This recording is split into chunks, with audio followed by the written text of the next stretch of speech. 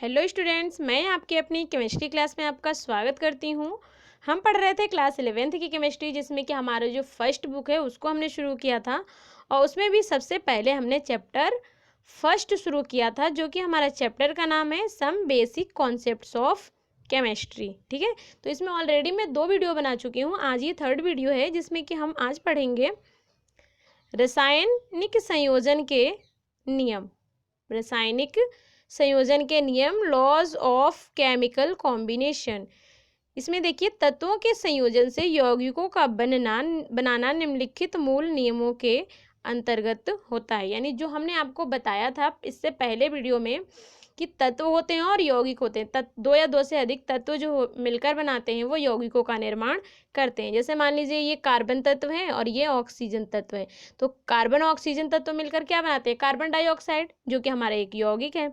तो इस तरीके से जो तत्वों के संयोजन से यौगिकों का बनना है वो कुछ नियमों पर आधारित होता है। ठीक है, और इन नियमों को मतलब 5 नियम दिए गए हैं ये नियम, जिसमें कि 4 नियम पर आज हम डिस्कशन करेंगे और जो एक नियम रह जाएगा लास्ट का वो हम नेक्स्ट वीडियो में डिस्कशन करेंगे। ठीक है, तो आज हम देखते हैं सबसे पहला जो हमारा नियम है द्रव्यमान संरक्षण का नियम।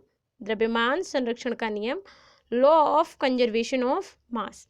ये क्या है? इस नियम को एंटोनी लेवोसियर ने सन 1789 में दिया था। किसने दिया था इसको? एंटोनी लेवोसियर ने दिया था और सन 1789 ईस्वी में दिया था। इस नियम के अनुसार क्या होता है कि रासायनिक अभिक्रियाओं में पदार्थों का कुल द्रव्यमान, जो भी रासायनिक अभिक्रियाएं होती हैं उनमें पदार्थों का कुल द्रव्यमान जो होता है अपरिवर्तित रहता है। क्या होता है? जो भी हमारी अभिक्रियाएं हो रही हैं उसमें जो भी पदार्थ हैं उनका द्रव्यमान जो है अपरिवर्तित रहता है, यानी उसमें ना तो वो घटता है ना ही बढ़ता है। ठीक है, देखिए इसे मैं एक एग्जाम्पल के द्वारा समझाती हूँ। अभी नेक्स्ट एग्जाम्पल भी देखेंगे, लेकिन यहाँ पे बता देती हूँ। जो भी हम रिएक्शन लिखते हैं उसके बीच में एक एरो का साइन लगाते हैं और इधर जो होते हैं उसको हम बोलते हैं अभिकारक। क्या बोलते हैं? अभिकारक। ये मान लीजिए हमारे 2 अभिकारक हैं और इधर जो बनते हैं उसको हम बोलते हैं प्रोडक्ट। यहाँ पर कोई डी बन गया। मान लिया हमने कि ए और बी जो अभिकारक है उनसे कोई प्रोडक्ट सी और डी बन रहा है। यहाँ पर क्या होता है कि इनका जो द्रव्यमान होता है वो द्रव्यमान इस द्रव्यमान के बराबर होता है। इसमें कोई चेंज नहीं होगा। ऐसा नहीं है कि इसका द्रव्यमान तो कुछ और था और इसका द्रव्यमान कुछ और हो जाए। यानी इस टोटल रिएक्शन की बात हम करें तो इसमें पूरे द्रव्यमान जो होता है कांस्टेंट रहता है। ठीक है, शुरू में जितना द्रव्यमान रहेगा उतना ही लास्ट में भी द्रव्यमान रहेगा। तो बस इतना ही बताया गया है कि रासायनिक अभिक्रियाओं में पदार्थों का कुल द्रव्यमान जो है अपरिवर्तित रहता है। नेक्स्ट देखिए, और इसे आगे और पढ़ते हैं, क्लियर हो जाएगा।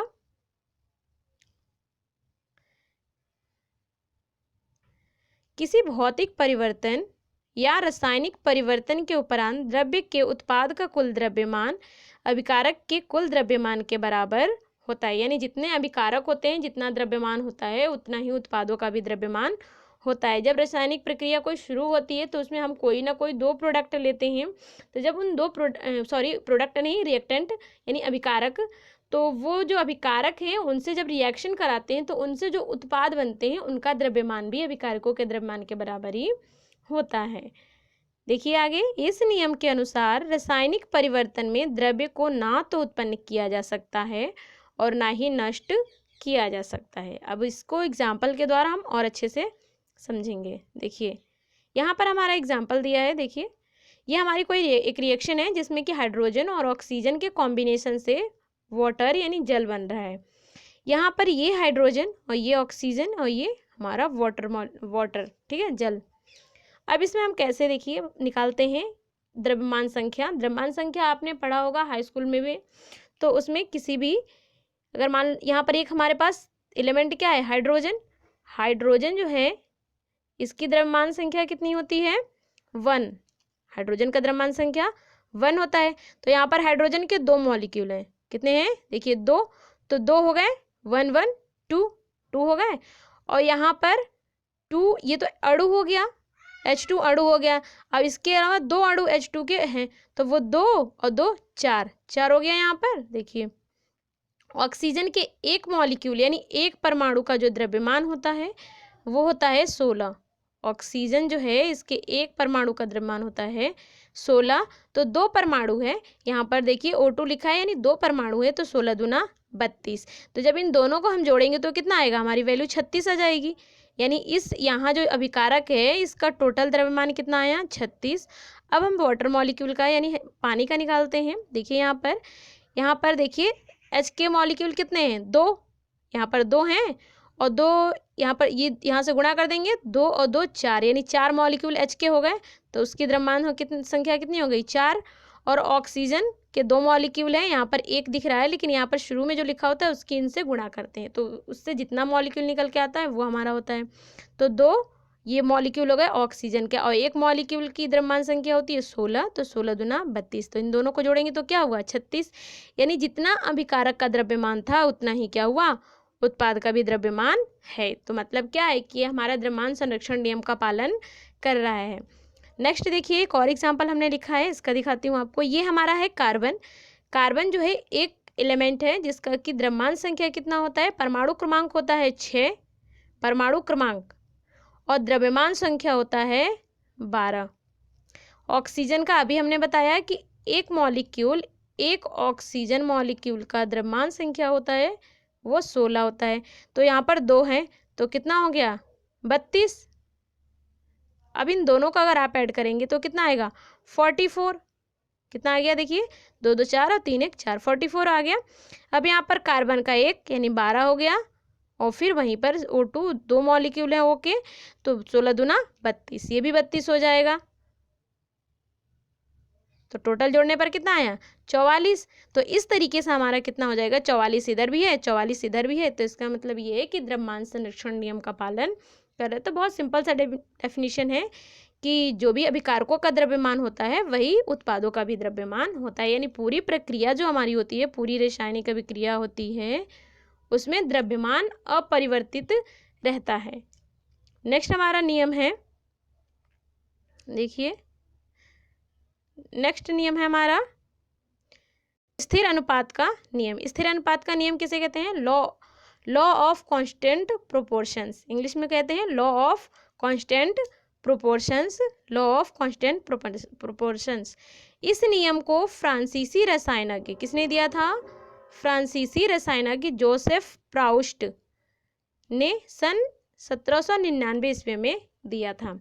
इस नियम के अनुसार क्या होता है, देखिए प्रत्येक यौगिक किसी भी विधि से और किसी भी स्थान पर क्यों न बनाया जाए, उसमें उपस्थित तत्वों के द्रव्यमानों का अनुपात सदैव स्थिर यानी समान रहता है। यानी कोई भी यौगिक है, चाहे उसे हम किसी भी विधि से बना लें, ठीक है, चाहे कहीं से भी ला लें, उससे कोई इफेक्ट नहीं पड़ेगा। उसका जो यौगिक का द्रव्यमान संख्या यानी उसका जो कंपोनेंट है वो निश्चित होते हैं, क्या होते हैं, द्रव्यमानों का जो अनुपात होता है वो सदैव स्थिर होता है। अभी इसको एग्जाम्पल से अभी बताती हूँ आपको। देखिए ये हमारे पास एग्जाम्पल दिया है H2O, ये क्या दिया है, H2O। अभी H2O जो है पानी का सूत्र है, आपको पता है किसका है, पानी का सूत्र है। अब इस पानी को चाहे हम किसी भी विधि से बनाएं, क्योंकि किसी भी चीज़ को बनाने की बहुत सारी विधियां, अभी पीछे हमने पढ़ा था हाइड्रोजन और ऑक्सीजन से भी बना सकते हैं पानी, तो उस विधि से बनाएं, चाहे और भी कई सारी प्रोसेस होती हैं उससे बनाएं, या फिर उस पानी को हम कहीं से भी लाएं, किसी तालाब से लाएं, समुद्र से लाएं, या किसी कहीं से भी लाएं, उसका केमिकल फॉर्मूला जो होगा H2O ही होगा। H2O यानी H का द्रव्यमान संख्या कितना हो गया, 2, और ऑक्सीजन यानी 16। अगर इनके बीच अनुपात निकाल लें तो 2 1 अनुपात 8 आ जाएगा, यहाँ पर 2 से यहाँ से कट कर देंगे, 2 8 16, तो 1 अनुपात 8 आ गया। यानी 1 अनुपात 8 ही रहेगा, चाहे आप उस पानी को किसी भी विधि से क्यों ना बना लें। समझ में आ गया। तो यही बस हमारा सिंपल सा एक नियम है, स्थिर अनुपात का नियम। देखिए यहाँ पर जल H2O को किसी भी विधि से बनाया जाए या कहीं से भी लाया जाए, इसमें उपस्थित तत्व H और O के भारों में सदैव 1 अनुपात 8 अनुपात होता है। समझ में आ गया। नेक्स्ट देखिए नियम, नेक्स्ट नियम है गुणित अनुपात का नियम, लॉ ऑफ मल्टीपल प्रोपोर्शंस, वो हमारा था स्थिर अनुपात का नियम, ये हमारा है गुणित अनुपात का नियम। ये नियम जो है, यह नियम जॉन डाल्टन ने सन 1803 में दिया था। इस नियम के अनुसार क्या होता है, देखिए, जब दो तत्व परस्पर संयोग करके दो या दो से अधिक यौगिक बनाते हैं, क्या करते हैं, दो तत्व हैं, कोई भी दो तत्व जब वो परस्पर संयोग करते हैं, यानी एक दूसरे से संयोग करके मिल करके कोई यौगिक बनाते हैं या एक से अधिक यौगिक बनाते हैं, तब उनमें एक तत्व के विभिन्न भार जो दूसरे तत्व के एक निश्चित भार से संयोग करते हैं परस्पर सरल अनुपात में होते हैं। क्या होता है कि दो तत्व हमने कोई लिया है, ठीक है, उन दो तत्वों में से क्या होगा कि एक तत्व जो किसी निश्चित एक दूसरा तत्व है कि निश्चित भार से संयोग करता है, तो उसी तत्व के जो तत्व है उसके भारों में एक सरल अनुपात होता है। अभी उदाहरण के द्वारा देखिए, बहुत अच्छे से आपको क्लियर हो जाएगा। देखिए यहाँ पर उदाहरण मैं आपको बता रही हूँ। अब देखिए यहाँ पर दो तत्व हैं, क्या है, दो तत्व, एक है नाइट्रोजन और दूसरा क्या है, ऑक्सीजन। अब इन दोनों तत्वों ने एक दूसरे से कंबाइन करके कई सारे कंपाउंड बनाए हैं, जैसे N2O, N2O3, N2O4, N2O5, ठीक है। अब इसमें नियम में क्या बताया था कि जब दो तत्व हैं, ठीक है, इनमें से एक तत्व जो किसी दूसरे तत्व के निश्चित अनुपात, निश्चित द्रव्यमान, अनुपात नहीं द्रव्यमान, द्रव्यमान से संयोग करके, यहाँ पर देखिए N2 का द्रव्यमान निश्चित है, N2 N2 N2 N2 है, तो इससे संयोग करके यौगिक बनाते हैं, तो उनमें भी एक सरल अनुपात होता है। देखिए यहाँ पर N2O का था, तो यहाँ पर N2O में एक N जो होता है उसका द्रव्यमान संख्या होता है 14, कितना होता है 14, तो 2 हो गए तो 28, एक ऑक्सीजन का 16, 28 अनुपात 16, 2 हैं 28 और 3 ऑक्सीजन है, एक का होता है 16, एक ऑक्सीजन का कितना होता है, अभी हमने पीछे आपको बताया था कि 16 होता है, तो 3 ऑक्सीजन है तो कितना हो गया 16, 16 दूनी 32, 16 48, यहाँ पर 4 है तो 64, 5 है तो 80। अब यहाँ पर ये तो सभी में द्रव्यमान समान है, तो इसको हम नहीं लेंगे, हमें इस ऑक्सीजन के बीच का अनुपात निकालना है। देखिए 16, 48, 64 और 80। अब इसको हम 16 से डिवाइड करेंगे तो 16 एकम 16 ये कट जाएगा, एक रह गया, 16 दूना 32, 16 48, 3, 16 चौक 64, 4 और 16 पंजे 80, 5, यानी अनुपात इसमें इनके बीच जो है अनुपात कितना आएगा, 1 अनुपात 3 अनुपात 4 अनुपात 5, यानी इनमें एक सरल अनुपात है, ठीक है, यानी एक पूर्णांक अंक है, तो उसे हम क्या बोलते हैं, सरल अनुपात। तो ये हमारा नियम था, बस इतना सही कि जब भी कोई दो तत्व हैं, जब वो किसी दूसरे तत्व के निश्चित द्रव्यमान से संयोग करते हैं, तो उसमें भी एक सरल अनुपात होता है। अब इसके आगे देखिए एक और एग्जाम्पल है, यहाँ पर CO और CO2 तथा H2O और H2O2 गुणित अनुपात के नियम की पुष्टि करते हैं। जैसे यहाँ पर देखिए, अगर CO की निकालेंगे तो कितना हो जाएगा 12, ठीक है, और ऑक्सीजन का कितना हो जाएगा 16, 12 और 16, और कार्बन डाइऑक्साइड में, कार्बन डाइऑक्साइड का इसका हो जाएगा 12 और इसका हो जाएगा 16 दूना 32। तो इसमें ये तो निश्चित रहा, इससे हमें कोई मतलब नहीं है, यहाँ से कट करेंगे तो 1 आएगा और यहाँ से 2, यानी 1 अनुपात 2 का अनुपात है। तो मतलब हमारा नियम सही है। ये किस नियम का पालन कर रहे हैं, अभी हमने आपको बता दिया, ये जो है गुणित अनुपात के नियम का पालन कर रहे हैं, सही है।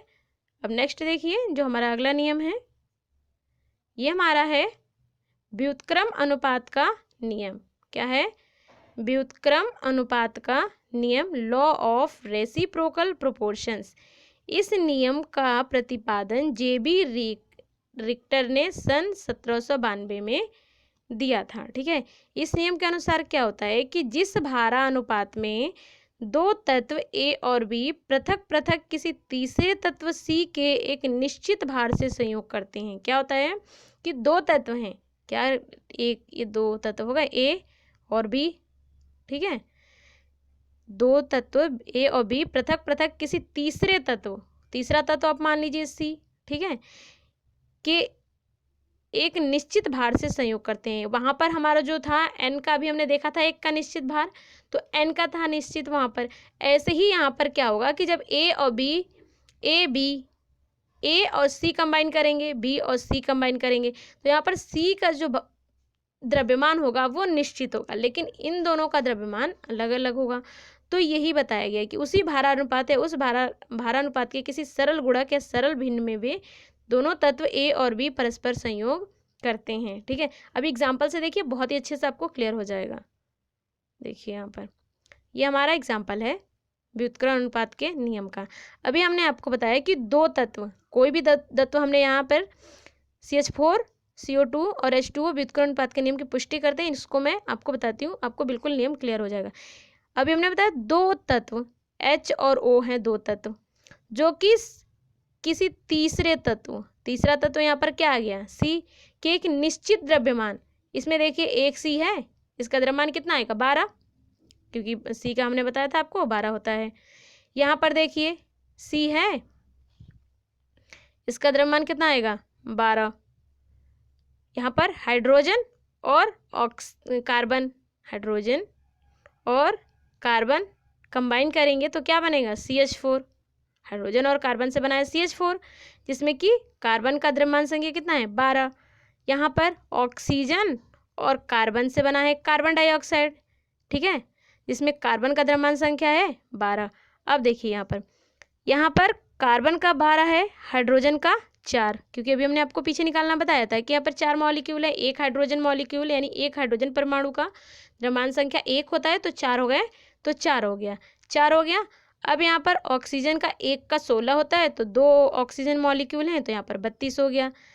अब ये जो 4 अनुपात है ये तो कांस्टेंट है, इसका द्रव्यमान निश्चित है, 12 इसमें भी है 12 इसमें भी है, तो इससे अब हमें कोई मतलब नहीं है। हम अनुपात किसका निकालेंगे, जो अलग अलग है, हाइड्रोजन और ऑक्सीजन, तो 4 ये और ये 32। तो अगर हम 4:32 का अनुपात निकालेंगे तो 4 एकम 4 और 4 अठे 32, कितना आएगा 1:8 आएगा। इस हाइड्रोजन और ऑक्सीजन के बीच अनुपात जो है वो कितना आएगा 1:8। अब वहीं पर देखिए यही हाइड्रोजन और ऑक्सीजन जब आपस में संयोग करते हैं, यानी आपस में मिलकर के कोई यौगिक बनाते हैं, तो उनके बीच भी यही अनुपात होगा, जो कि यहाँ पर अनुपात आया है हमारा 1:8। क्या आएगा 1:8 ही जो है इन हाइड्रोजन और ऑक्सीजन जब कंबाइन करके बनाएंगे तो उनके बीच भी होगा। तो यहाँ पर देखिए हाइड्रोजन के 2 लिखा है और ऑक्सीजन का 16, क्योंकि ऑक्सीजन का 1 मॉलिक्यूल है, 16 का 16 द्रव्यमान संख्या हो जाएगा। हाइड्रोजन के 2 मॉलिक्यूल हैं, तो 1 और 1 2 हो जाएंगे। तो यहाँ पर जब आप कट करेंगे तो अनुपात इसमें कितना आएगा, इसमें भी यही अनुपात आया 1:8, यानी क्या हो गया, ये सही हो गया। अब इसका यूज़ कहाँ होगा, देखिए अगर हमको पता है कि हाइड्रोजन और कार्बन मिलकर CH4 बनाते हैं, ऑक्सीजन और कार्बन मिलकर CO2 बनाते हैं, तो यहाँ से जो है हम हाइड्रोजन और ऑक्सीजन के बीच का जो अनुपात निकाल लेंगे तो हमको पता चल जाएगा कि जब ये दोनों हाइड्रोजन और ऑक्सीजन एक दूसरे से कंबाइन करेंगे तो उनके यानी उनके परमाणु जो हैं उनके बीच भी वही रेशियो होगा, ठीक है, वही अनुपात होगा। तो ये था हमारा व्युत्क्रमण अनुपात के नियम, ठीक है, समझ में आ गया। देखिए यहाँ पर CH4 तथा CO2 बनाने में H तथा O का अनुपात 4:32 यानी 1:8 आया। अभी हमने यहाँ बताया 4 और जब 32, क्योंकि कांस्टेंट है तो इससे तो हमें कोई मतलब ही नहीं है, ठीक है। तो ये 4 और 32 का जो अनुपात निकालेंगे वो हमारा 1:8 आएगा, और जब वही अनुपात हम निकालेंगे हाइड्रोजन ऑक्सीजन का यहाँ पर, तो वो भी हमारा 1:8 ही आएगा। बस यही नियम था पीछे, देखिए पढ़ के आप, जब दो तत्व